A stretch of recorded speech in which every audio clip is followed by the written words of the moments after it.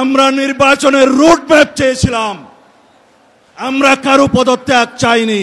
আমরা দেখতে পাচ্ছি আজকে আইনের শাসন হুমকির মুখে নেগেন। আমরা দেখতে পাচ্ছি আদালতের রায় কার্যকর করা হয় না।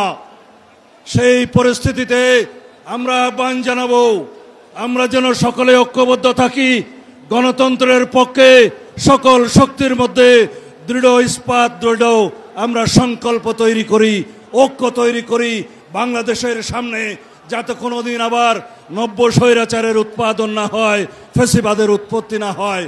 আমরা সেই রকম একটি সংবিধান চাই, সেই রকম একটি রাষ্ট্র কাঠামো চাই, সেই রকম রাষ্ট্র সংস্কার করতে চাই, যেই রাষ্ট্রের মধ্যে আর কোনোদিন কোনো স্বৈরাচারের উৎপত্তি হবে না, আর কোনোদিন সংসদীয় ফুয়েরারের উৎপত্তি হবে না, আর কোনোদিন রাষ্ট্রে স্বৈরাচারের ফ্যাসিবাদের উৎপত্তির কোনো প্রজনন স্থল হবে না। আমরা যেন পরস্পর ফ্যাসিবাদ বিরোধী গণতান্ত্রিক আন্দোলনে যেই সমস্ত শক্তি আছি তারা যেন আমরা একতাবদ্ধ হয়ে আমাদের একমাত্র শত্রু, রাজনীতির শত্রু, এই দেশের গণশত্রু শেখ হাসিনা এবং আওয়ামী লীগকে প্রতিহত করি চিরতরে।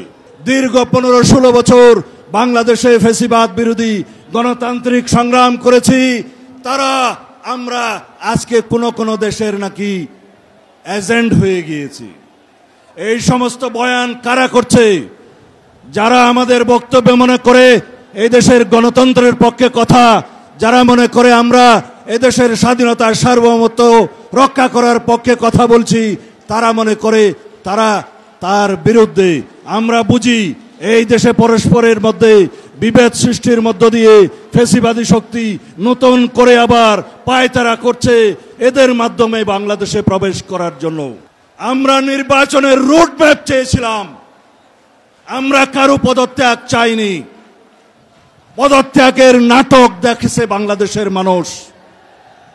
আমরা সুস্পষ্ট জাতীয় সংসদ নির্বাচনের জন্য অতি অবশ্যই ডিসেম্বরের মধ্যে একটি রোডম্যাপ চেয়েছি।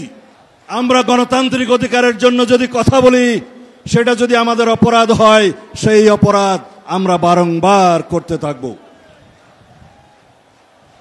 আমরা আশা করি এই সরকার আইনের শাসন প্রতিষ্ঠা করবে, আদালতের রায় কার্যকরের মধ্য দিয়ে ইশরাক হোসেনের শপথ পাঠ করাবে, এই সরকার নির্বাচনের জন্য রোডম্যাপ প্রদান করবে।